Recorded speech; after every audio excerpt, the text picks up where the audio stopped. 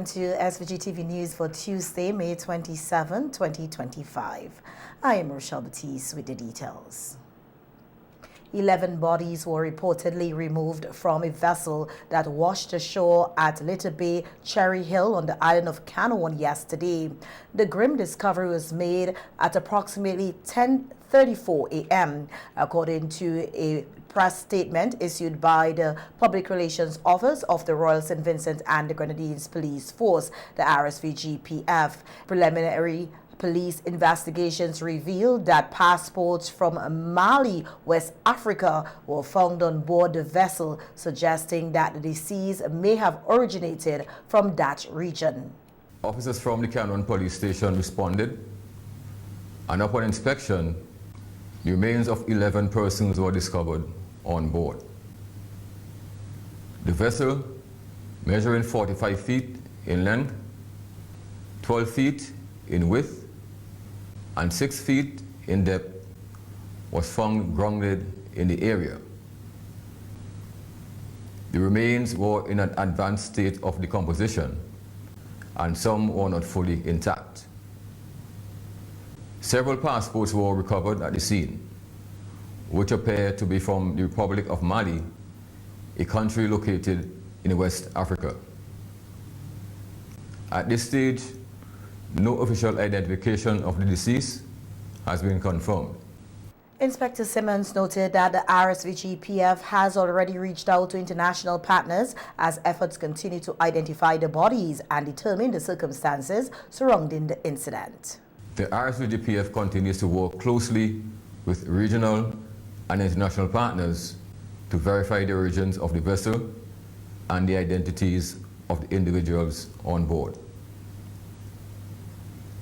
The remains have since been transported to mainland St. Vincent, where they are being kept at the Kingston mortuary, pending further forensic and investigative procedures. This incident is deeply concerning, and we understand the public interest in the matter. We assure you that the SVG-PF is treating this investigation with the utmost seriousness and sensitivity. We are committed to pursuing every lead and ensuring that all appropriate protocols are followed. We ask your patience and cooperation as this complex investigation unfolds. The SVG-PF is appealing to the public for any information that may assist in the ongoing investigation. Persons with relevant information are asked to contact the Criminal Investigations Department or the CID or the Major Crime Unit at telephone number 1-784-45-61810, the Police Control Room at telephone number 1-784-45-71211, Police Emergency at 999 or 911, or the nearest police station. The police have not yet released the cause of death or further details about the vessel, pending ongoing investigations. And the SVG Met Services at Argyle, in its 72-hour weather outlook issued on Sunday, has advised that varying concentrations of Saharan dust continue to create hazy conditions, reducing visibility across St. Vincent and the Grenadines. The accompanying dry air may also limit shower activity during this period. In light of this forecast, the Ministry of Health, Wellness and the Environment is advising the public that particles contained within the Saharan dust haze could cause several health effects, including dry cough, sore throat, itchy and watery eyes, sneezing, and a runny nose. The ministry has further warned that the anticipated levels of Saharan dust may significantly affect individuals with respiratory conditions such as asthma, as well as those with pre-existing heart disease. The elderly and young children are also considered particularly vulnerable during this period. Individuals with respiratory issues and allergies are urged to keep all necessary medications on hand, including asthma inhalers, to manage their symptoms. Vincentians are also encouraged to minimize their exposure to the dust by staying indoors when possible or by wearing a dust mask if they must go outside. Anyone experiencing worsening symptoms due to the increased dust levels is advised to seek medical attention at their nearest healthcare facility promptly.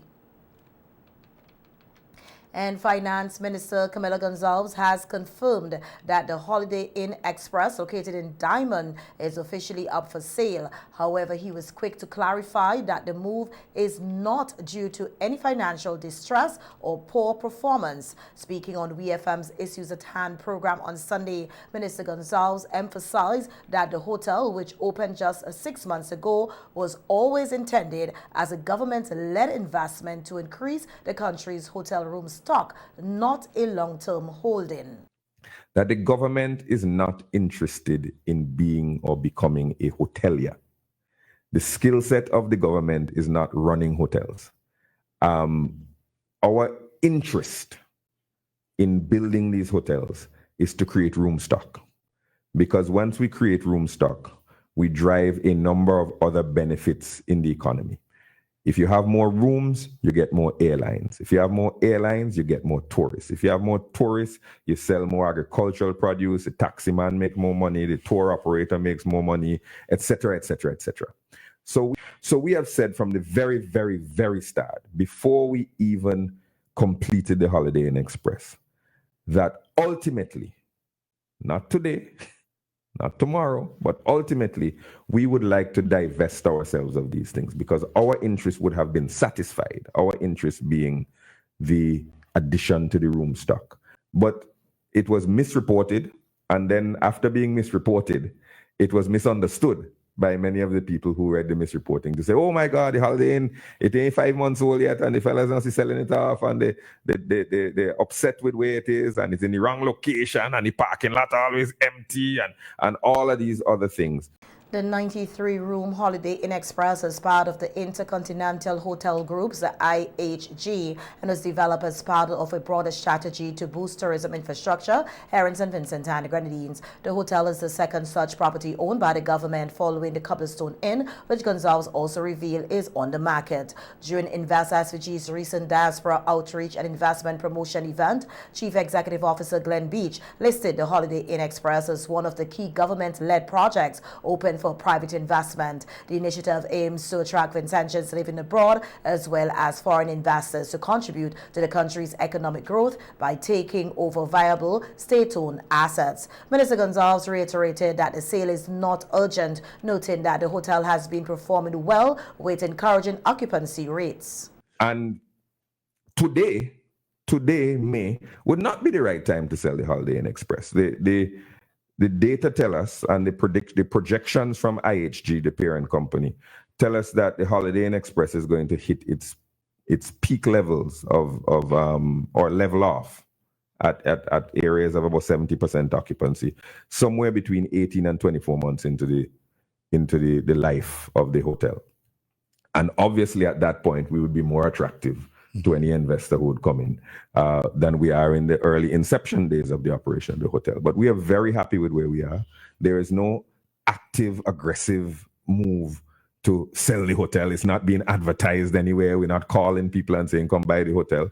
But we are and we will be open to investors, credible investors with a credible plan and a history in hotel management and operation. Minister Gonzalez also confirmed that plans are moving forward for the construction of a Marriott-branded hotel, further underscoring the government's continued focus on expanding the country's tourism capacity through strategic partnerships. Meanwhile, Gonzalez said money transfers from the United States via Western Union and MoneyGram have reportedly seen a decline. Speaking during his appearance on the WFM Issue at Hand program on Sunday, the minister attributed the drop to increased enforcement by U.S. Immigration and Customs Enforcement ICE, particularly targeting undocumented immigrants. Essentially waiting outside of these places and arresting people as they go in and out of these money transfer places.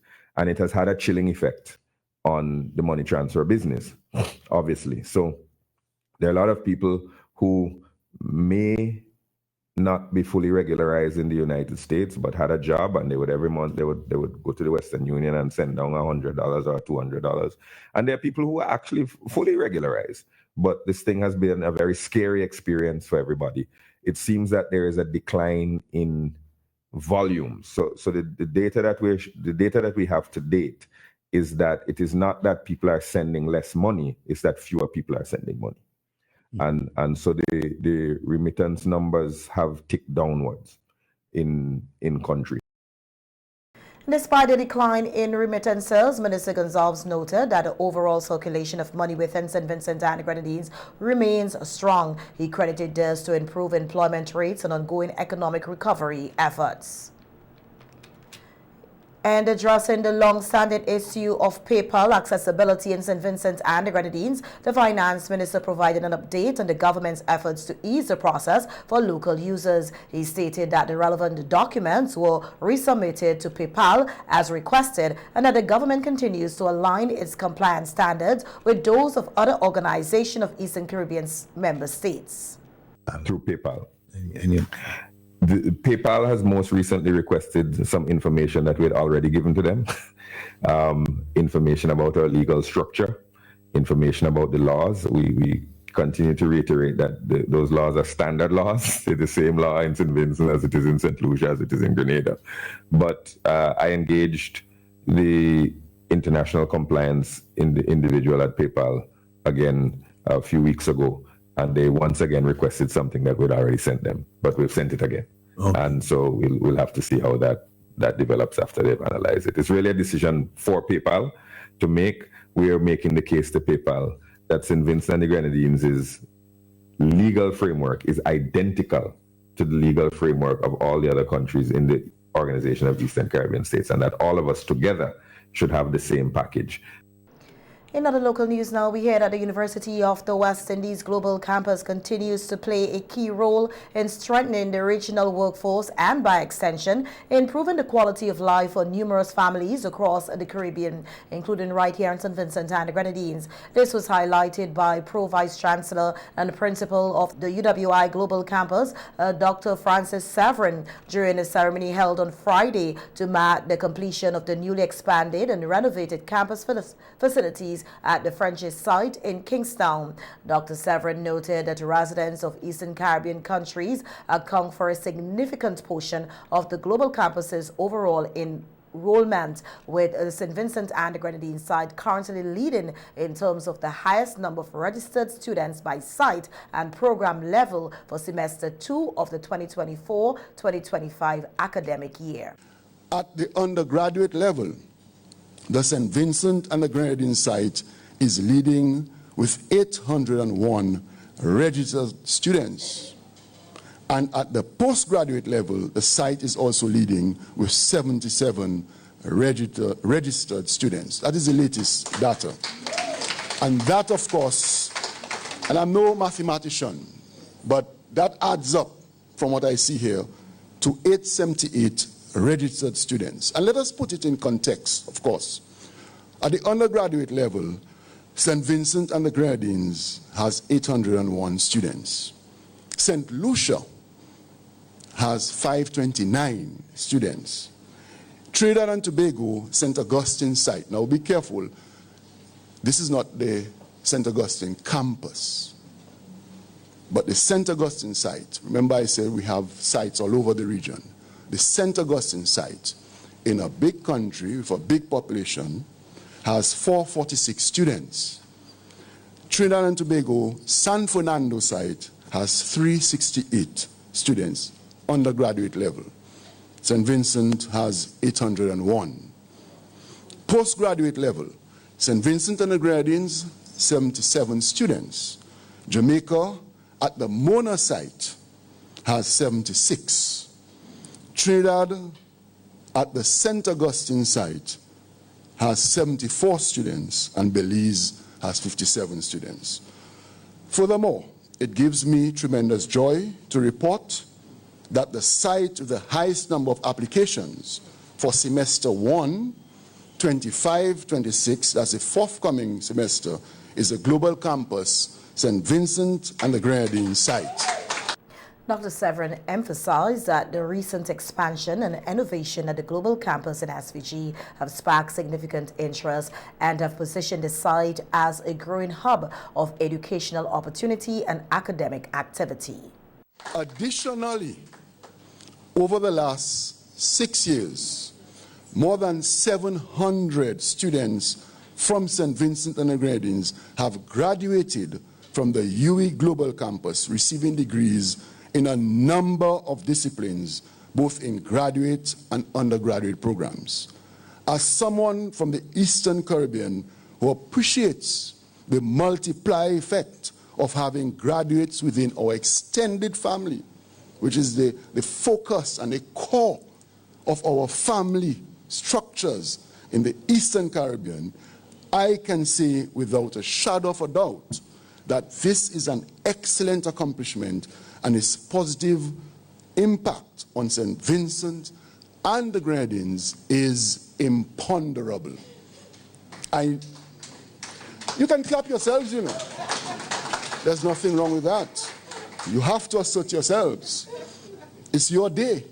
The principal also expressed pride in the work being done across the global campus network, adding that each site remains committed to community outreach and serving its domestic clientele. The newly renovated UWI Global Campus in St. Vincent is expected to further expand academic offerings, improve learning infrastructure, and foster even greater levels of engagement across the OECS and beyond.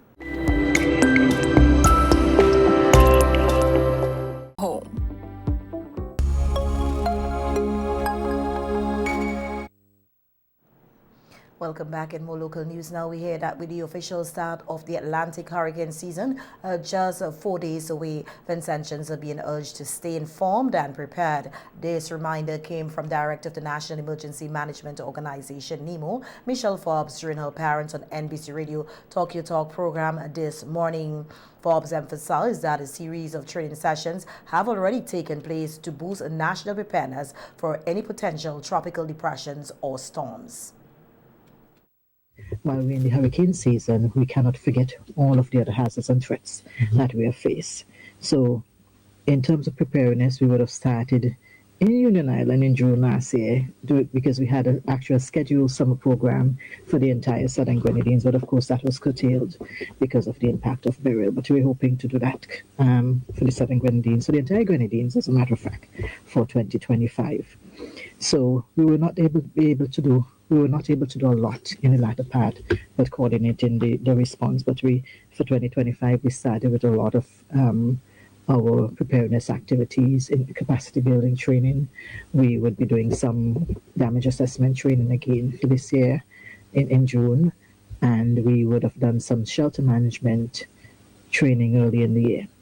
Last week we would have had, I shouldn't say we had a forklift training where we look at the capacity building for relief management and data gathering also. So we have been supporting with all of our partners in St. Vincent and Grenadines regionally to support in the event that we have an impact of a storm or hurricane, not even that heavy rainfall, because we see it just takes, as you said, one single event.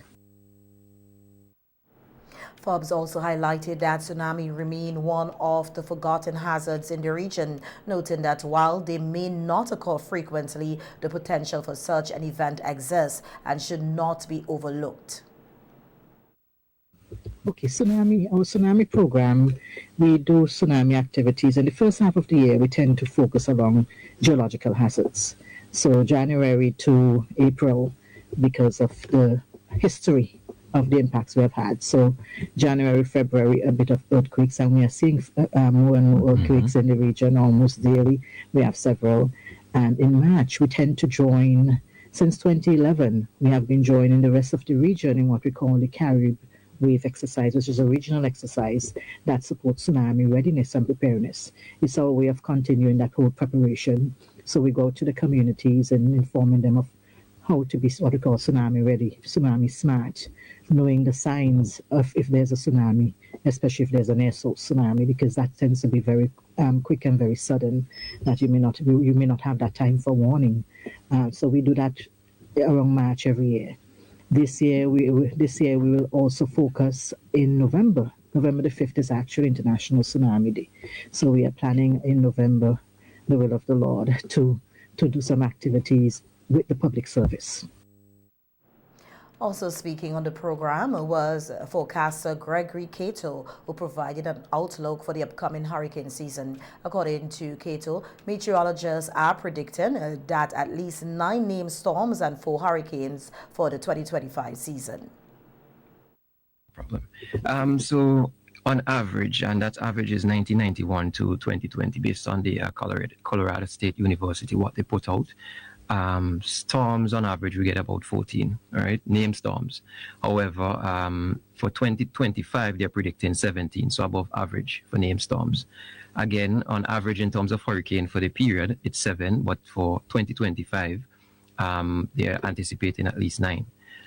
Whereas for major hurricanes, which are hurricanes in status of category 3 and above, based on that average, you normally will get 3 on average, and they're predicting pretty much 4. If we are to compare that with last year, so last year in terms of named storms, there were 18. This year they predict at least 17. Last year they were 11. This year they predict 9 in terms of hurricanes. And for major hurricanes, 5 last year. And for this year they're predicting 5. And the NHC as well are predicting pretty much a 60% chance of an above normal season. With 13 to 19 named storms, of which the Colorado State, as mentioned, it will be at least 17, right? So that's pretty much the numbers that we're looking at this point.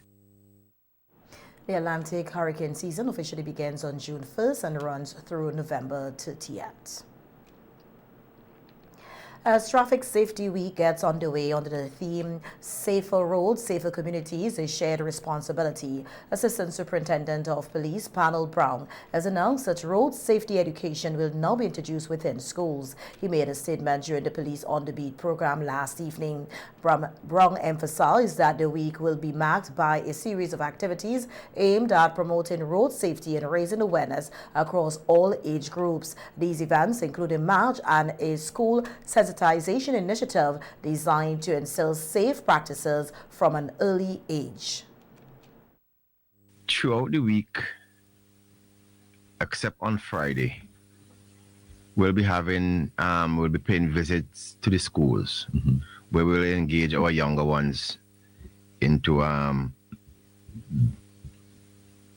programs, making sure that they know how to make themselves safer while using our roads, how they're supposed to use the road, pedestrian crossing. That will happen throughout the schools. And it is so unfortunate that the time is limited, that the demand is there for the officers to go into the school. Just mean that after this week, we'll have to continue. Yes. Because it will have to be an ongoing process where we educate our children as to how they can make themselves safer, and our teachers while using our road. On Tuesday, we'll have a caravan leaving capital city Kingston for the windward side, so as to sell our theme and to ensure that persons know that we are here looking out for their best interests. Yes. And it is very important that you have the corporate community involved, because it's a shared responsibility. Also speaking on the program, Sergeant Philip King of the NCO Traffic Branch noted that the week's activities aim to help the public better understand their rights and responsibilities, both as drivers and as pedestrians. For this road safety week is primarily to ensure that all citizens are safe.